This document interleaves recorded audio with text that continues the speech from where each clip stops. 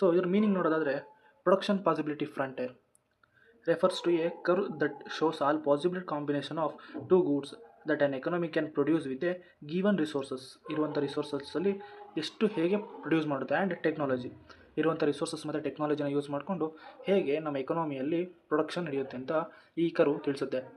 When resources R fully and efficiently utilised, ಇರುವಂಥ ರಿಸೋರ್ಸಸ್ನ ಫುಲ್ಲಾಗಿ ಮತ್ತು ಎಫಿಷಿಯೆಂಟಾಗಿ ನಾವು ಯೂಸ್ ಮಾಡಿಕೊಂಡ್ರೆ ಎಷ್ಟು ಉತ್ಪನ್ನ ನಾವು ಮಾಡ್ಬೋದು, ಮತ್ತು ಎಷ್ಟು ಉತ್ಪನ್ನ ಮಾಡೋಕ್ಕೆ ಸಾಧ್ಯನೇ ಇಲ್ಲ, ಮತ್ತು ಎಷ್ಟು ಉತ್ಪನ್ನನ ಕಡಿಮೆ ಮಾಡಿದ್ರೆ ನಮಗೆ ರಿಸೋರ್ಸಸ್ಸು ಯುಟಿಲೈಸ್ ಆಗದೆ ಉಳ್ಕೊಳ್ಳುತ್ತೆ ಅಂತ ನಾವು ಈ ವಿಡಿಯೋದಲ್ಲಿ ತಿಳ್ಕೊಳ್ಳೋಣ.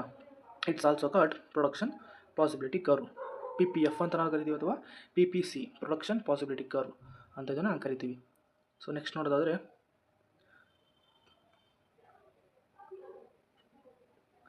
Production possibility frontier PPF explains the following economic problem. First ನಾವು ಏನಕ್ಕೆ ಈ PPF ಇಂಟ್ರೊಡ್ಯೂಸ್ ಮಾಡಿದ್ದಾರೆ ಅಂತ ನಾವು ತಿಳ್ಕೋಬೇಕು. ಫಸ್ಟ್ ನಮ್ಗೆ ಗೊತ್ತಿದೆ ರಿಸೋರ್ಸಸ್ ಆರ್ ಸ್ಕೇರ್ಸ್. ನಾವೆಲ್ಲ ಸಬ್ಜೆಕ್ಟಲ್ಲಿ ಓದಿರ್ತೀವಿ, ನಮ್ಮ ಹತ್ರ ಇರೋ ರಿಸೋರ್ಸಸ್ಸು ತುಂಬ ಸ್ಕೇರ್ಸಲ್ಲಿದೆ, ಲಿಮಿಟಲ್ಲಿದೆ. ಯಾವ್ಯಾವ ರಿಸೋರ್ಸಸ್ಸು? ವಾಟರ್ ಇರ್ಬೋದು, ಫ್ಯೂಲ್ಸ್ ಮತ್ತು ಗೋಲ್ಡ್ ಆ್ಯಂಡ್ ಡೈಮಂಡ್ಸ್, ಇದೆಲ್ಲ ನಮ್ಮ ಹತ್ರ ರಿಸೋರ್ಸಸ್ಸು ತುಂಬ ಕಡಿಮೆ ಇದೆ. ಅದನ್ನು ಯಾವ ಥರ ಎಫಿಷಿಯೆಂಟಾಗಿ ಯೂಸ್ ಮಾಡ್ತೀವಿ ಅನ್ನೋದ್ರ ಮೇಲೆ ಡಿಪೆಂಡ್ ಆಗಿರುತ್ತೆ. ಸೊ ಇದು ಪ್ರಾಬ್ಲಮ್ ನಮ್ಮದು. Next choice between goods. ಎರಡು ಗೂಡ್ಸ್ ಯಾವುದನ್ನು ತೊಗೊಳ್ಳೋದು? ಸಪೋಸ್ ನನ್ನ ಹತ್ರ 100 ರೂಪೀಸ್ ಇದೆ. ಆ 100 ರೂಪೀಸ್ ನಾನು ಬುಕ್ ತೊಗೊಳ್ಳಾ, ಅಥವಾ ಯಾವ್ದಾದ್ರು ಮೊಬೈಲ್ಗೆ ಕರೆನ್ಸಿ ರೀಚಾರ್ಜ್ ಮಾಡಿಸ್ಲಾ, ಅಥವಾ ಏನಾದ್ರು ಜ್ಯೂಸ್ ತೊಗೊಂಡು ಅಥವಾ ಏನಾದ್ರು ತಿನ್ನೋದಕ್ಕೆ ತಗೊಂಡು ಖರ್ಚು ಮಾಡಲ? ಯಾವುದನ್ನು ಚೂಸ್ ಮಾಡಲಿ ನಾನು? ಬಿಟ್ವೀನ್ ದ ಟೂ ಗೂಡ್ಸ್ ಅಥವಾ ಮಲ್ಟಿಪಲ್ ಗೂಡ್ಸ್ ಮಧ್ಯೆ ನಾವು ಚಾಯ್ಸಸ್ನ ಥಿಂಕ್ ಮಾಡೋದ್ರಲ್ಲಿ ತುಂಬ ಟೈಮ್ನ ಸ್ಪೆಂಡ್ ಮಾಡಿಬಿಡ್ತೀವಿ, ಮತ್ತು ಪ್ರಾಬ್ಲಮ್ನ ಕ್ರಿಯೇಟ್ ಆಗುತ್ತೆ ಅಲ್ಲಿ. Next opportunity cost. ಏನು ಈ ಆಪರ್ಚುನಿಟಿ ಕಾಸ್ಟ್ ಅಂತಂದರೆ, ಯಾವ ರಿಸೋರ್ಸಸ್ನ ಫಸ್ಟ್ ತೊಗೊಳ್ಳಿ ನಾನು? Opportunity cost is nothing but ಯಾವ ಗೂಡ್ಸನ್ನು ನಾನು ತೊಗೊಂಡ್ರೆ ಇನ್ಯಾವ ಗೂಡ್ಸನ್ನ ನಾನು ಕಳ್ಕೊಬೇಕು. ಸಪೋಸ್ ನನ್ನ ಹತ್ರ 10 ರೂಪಾಯಿ ಇದೆ, ಆ 10 ರೂಪಾಯಿ ನಾನು ಹೋಗಿ ಕಾಫಿ ಕುಡಿತೀನಿ ಅಂದರೆ ನಾನು ಅಫ್ಕೋರ್ಸ್ ಟೀನ ಬಿಟ್ಕೊಡ್ಬೇಕು, ಅಥವಾ ನಾನು ಟೀನ್ ಕುಡಿತೀನಿ ಅಂದರೆ ಕಾಫಿನ ಬಿಟ್ಕೊಡ್ಬೇಕು. ಇದು ಆಪರ್ಚುನಿಟಿ ಕಾಸ್ಟ್. ಒಂದನ್ನು ಪಡ್ಕೋಬೇಕು ಅಂದರೆ ಇನ್ನೊಂದನ್ನು ಕಳ್ಕೊಬೇಕು. ಇಷ್ಟೇ ಆಪರ್ಚುನಿಟಿ ಕಾಸ್ಟ್ನ concept. Efficient use of resources. ಇರುವಂಥ ರಿಸೋರ್ಸಸ್ನ ಹೇಗೆ ಎಫಿಷಿಯೆಂಟಾಗಿ ಯೂಸ್ ಮಾಡ್ಕೊಬೇಕು ಅನ್ನೋದು ಸಹ ನಮ್ಮದು ಪ್ರಾಬ್ಲಮ್ ಆಗಿರುತ್ತೆ. ಮತ್ತು ಎಕನಾಮಿಕ್ ಗ್ರೋತ್, ಇಷ್ಟನ್ನು ಯೂಸ್ ಮಾಡ್ಕೊಂಡು ನಾವು ಹೇಗೆ ಎಕನಾಮಿನ ಗ್ರೋತ್ ಮಾಡ್ತೀವಿ. ಮುಂದೆ ಇದರ ಅಸಂಪ್ಷನ್ಸ್ ಯಾವುದಪ್ಪ? ಅಸಂಪ್ಷನನ್ನು ತುಂಬ ಇಂಪಾರ್ಟೆಂಟು. ಯಾವ್ಯಾವ ಥಿಯರೀಸ್ಗಳನ್ನ ನೀವು ಎಕನಾಮಿಕ್ಸಲ್ಲಿ ಬರೀತೀರೋ ಫಸ್ಟು ಅದಕ್ಕೆ ಇಂಟ್ರೊಡಕ್ಷನ್ ಬರೀರಿ, ನಂತರ ಅಸಂಪ್ಷನ್ಸ್ನ ಬರೀರಿ. ಥಿಯರೀಸ್ಗಳಿಗೆ ಅಸಂಪ್ಷನ್ ಕಂಪಲ್ಸರಿಯಾಗಿ ಬರೀರಿ, ಮತ್ತು ಅದನ್ನು ಹೈಲೈಟ್ ಮಾಡಿ. Okay, resources are limited.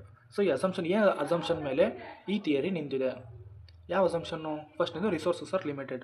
ರಿಸೋರ್ಸಸ್ಸು ಎಷ್ಟು ಲಿಮಿಟೆಡ್ ಇರುತ್ತೆ ಅದನ್ನು ನಾವು ಎಷ್ಟು ಎಫಿಷಿಯೆಂಟಾಗಿ ಯೂಸ್ ಮಾಡ್ತೀವಿ ಅದ್ರ ಮೇಲೆ ಡಿಪೆಂಡ್ ಆಗಿರುತ್ತೆ ಅಲ್ವಾ. And resources R fully and efficiently utilised. So ಇದರ ಇನ್ನೊಂದು ಮುಖ್ಯವಾದ ಅಸಂಪ್ಷನ್ ಏನಪ್ಪ ಅಂದರೆ, ಇರುವಂಥ ರಿಸೋರ್ಸಸ್ನ ಫುಲ್ಲಾಗಿ ಮತ್ತು ಎಫಿಷಿಯೆಂಟಾಗಿ ನಾವು ಯುಟಿಲೈಸ್ ಮಾಡ್ಕೊತೀವಿ ಅನ್ನೋದೊಂದು ಅಸಂಪ್ಷನ್, ಒಂದು ಕಲ್ಪನೆ. Okay, technology remains constant. ಇಲ್ಲಿ ಟೆಕ್ನಾಲಜಿ, ತಂತ್ರಜ್ಞಾನ ಅನ್ನೋದು ಕಾನ್ಸ್ಟೆಂಟ್ ಆಗಿರಬೇಕು, ಅಂದರೆ ಟೈಮಿಗೆ ತಕ್ಕಂತೆ ಅದು ಬದಲಾಗ್ತಾ ಇರಲ್ಲ. ಸೊ ಇದನ್ನು ಒಂದು ಕಾನ್ಸ್ಟೆಂಟ್ ವೇಯಲ್ಲಿ ನಿಲ್ಲಿಸಿದ್ದಾರೆ. Next only 2 goods R produced. ಇದರ ಮುಖ್ಯವಾದಂಥ ಅಸಂಪ್ಷನ್ ಒಂದೇನಪ್ಪ ಅಂದರೆ, ಬರೀ 2 ಗೂಡ್ಸ್ನ ಮಾತ್ರ ಕಂಪೇರ್ ಮಾಡೋಣ ಈ ಥಿಯರಿಯಲ್ಲಿ ಅಂತ ಅವ್ರು ಹೇಳಿದ್ದಾರೆ. Resources are not equally efficient in producing all goods. ಇರುವಂಥ ರಿಸೋರ್ಸಸ್ಸು ಎಲ್ಲ ಗೂಡ್ಸನ್ನು ಈಕ್ವಲ್ ಆಗಿ ಪ್ರೊಡ್ಯೂಸ್ ಮಾಡುವಂಥ ಕೆಪಾಸಿಟಿ ಹೊಂದಿರಲ್ಲ. ಫಾರ್ ಎಕ್ಸಾಂಪಲ್, ಬಟ್ಟೆ ಹೊಲಿಯೋ ಮಿಷಿನು ಮತ್ತು ಚಾರ್ಜರ್ನ ತಯಾರು ಮಾಡುವಂಥ ಮಿಷಿನ್ ಇರ್ಬೋದು, ಅವೆರಡೂ ಸಹ ಕಂಪೇರ್ನ ಮಾಡೋಕ್ಕೋಗಲ್ಲ. ಯಾಕೆಂದರೆ ಅದರ ಕೆಪಾಸಿಟಿ ಮತ್ತು ಇದರ ಕೆಪಾಸಿಟಿ ಎರಡೂ ಬೇರೆ ಬೇರೆ ಇರುತ್ತೆ. ಓಕೆ, ಇದನ್ನೊಂದು ಗ್ರಾಫ್ ಮುಖಾಂತರ ನಾವು ತಿಳ್ಕೊಳ್ಳೋಣ ಬನ್ನಿ. ಇದು ವೈ ಆ್ಯಕ್ಸಿಸ್ಸು, ಹಾಗೆ ಇದು ಎಕ್ಸ್ ಆ್ಯಕ್ಸಿಸ್ಸು, ಇದು 0 ಹಾರಿಜಾನ್ ಆಗಿರುತ್ತೆ. ಸೊ ಪ್ರೊಡಕ್ಷನ್ ಪಾಸಿಬಿಲಿಟಿ ಫ್ರಂಟಿಯರ್ ಯಾವತ್ತೂ ಸಹ ಲೆಫ್ಟಿಂದ ರೈಟ್ ಸೈಡ್ಗೆ ಡೌನ್ವರ್ಡ್ ಸ್ಲೋಪಿಂಗ್ ಆಗಿರುತ್ತೆ. ಇದು ಎಫಿಷಿಯೆಂಟಾಗಿ ನಾವು ಈ ಎರಡು ಗೂಡ್ಸ್ ಎಕ್ಸ್ ಮತ್ತು ಗೂಡ್ ವೈನ ಎರಡನ್ನೂ ಎಫಿಷಿಯೆಂಟಾಗಿ ಯೂಸ್ ಮಾಡಿಕೊಂಡ್ರೆ ನಾವು ಈ ಲೈನನ್ನು ಯಾವುದೇ ಭಾಗದಲ್ಲಾದ್ರೂ ಸಹ ನಾವು ಎಫಿಷಿಯೆಂಟಾಗಿ ಪ್ರೊಡಕ್ಷನ್ ಮಾಡ್ಬೋದು. ಓಕೆನಾ? ಇಷ್ಟು ಪ್ರಮಾಣದಲ್ಲಿ ಹಾಗೂ ಗೂಡ್ ವೈಯನ್ನು ಇಷ್ಟು ಪ್ರಮಾಣದಲ್ಲಿ ಬೇಕಾದರೂ ನಾವು ಪ್ರೊಡಕ್ಷನ್ ಮಾಡ್ಬೋದು. ಇದನ್ನು ಪಾಯಿಂಟ್ ಡಿ ಅಂತ ಕರೆಯೋಣ. ಹಾಗೆ ಇನ್ನೊಂದು ಗೂಡ್ ಎಕ್ಸ್ನ ನಾವು ಸ್ವಲ್ಪ ಬಿಟ್ಕೊಟ್ಟು ಗೂಡ್ ವೈನ ಜಾಸ್ತಿ ಪ್ರೊಡಕ್ಷನ್ ಮಾಡ್ಬೋದು. ಇದು ಪಾಯಿಂಟ್ ಇ ಅಂದ್ಕೊಳ್ಳೋಣ. ಹಾಗೆ ತುಂಬ ಹೈಯೆಸ್ಟಾಗಿ ಗೂಡ್ ವೈಯನ್ನೇ ಪ್ರೊಡಕ್ಷನ್ ಮಾಡಿ ತುಂಬ ಕಡಿಮೆ ಗೂಡ್ ಎಕ್ಸನ್ನು ಪ್ರೊಡಕ್ಷನ್ ಬೇಕಾದ್ರೆ ಮಾಡ್ಬೋದು. ಬಟ್ ಇಲ್ಲೊಂದು ಥಿಯರಿ ಕಾನ್ಸೆಪ್ಟ್ ಏನಪ್ಪ ಹೇಳೋದಕ್ಕೆ ಇಷ್ಟಪಡ್ತೀನಿ ಅಂತಂದರೆ, ಒಂದನ್ನು ಪಡ್ಕೋಬೇಕು ಅಂದರೆ ಇನ್ನೊಂದನ್ನು ಕಳ್ಕೋಬೇಕು. ಏಕೆಂದರೆ ನಮ್ಮ ಹತ್ರ ಇರುವಂಥ ರಿಸೋರ್ಸಸ್ಸು ಕಡಿಮೆ ಇದೆ. ನೀವು ಎಕ್ಸಾಮಲ್ಲೂ ಇದೇ ಥರನೇ ಬರೀರಿ, ಇದೇ ಕಾನ್ಸೆಪ್ಟನ್ನ ನೀವು ಅರ್ಥ ಮಾಡ್ಕೊಳ್ಳಿ.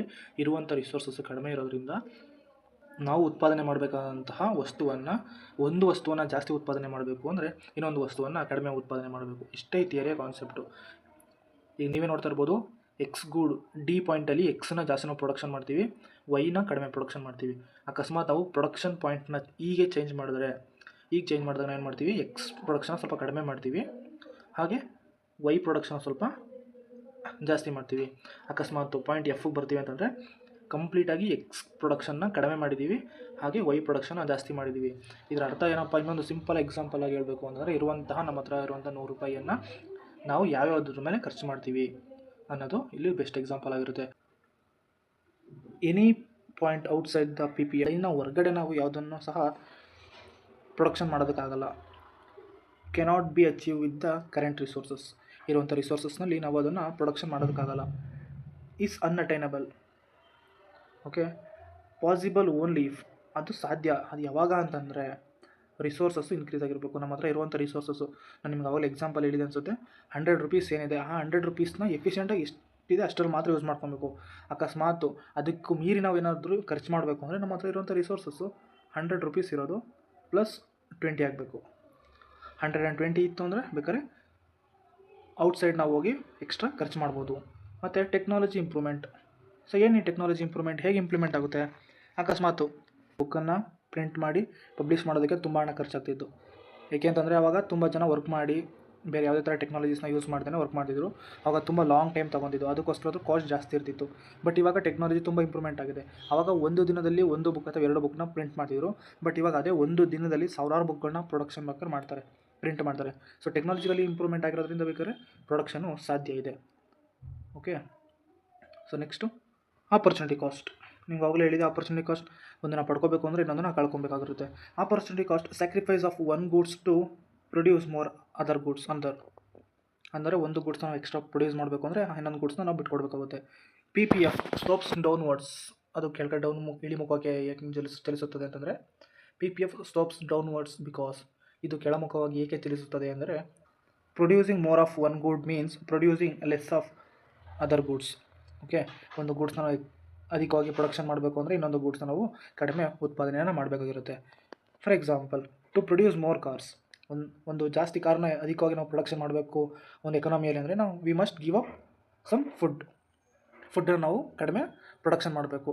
ಸೊ ಆವಾಗ ನಾವು ಎಕಾನಮಿಯಲ್ಲಿ ಎಫಿಷಿಯೆಂಟಾಗಿ ವರ್ಕ್ ಮಾಡೋದಕ್ಕೆ ಸಾಧ್ಯ ಇರುವಂಥ ರಿಸೋರ್ಸಸ್ನ ಯೂಸ್ ಮಾಡಿಕೊಂಡು. Okay, shape of the PPF is usually concave to the origin. Students understand ಮಾಡ್ಕೊಳ್ಳಿ. ಕಾನ್ಕೇವ್ ಅಂದರೆ ಈ ಥರ ಇರುತ್ತೆ, ಇದು ಕೇವ್ ಶೇಪಲ್ಲಿದೆ ಅಲ್ವಾ, ಕೇವ್ ಅಂದರೆ ಗುಹೆ ಟೈಪಲ್ಲಿದೆ.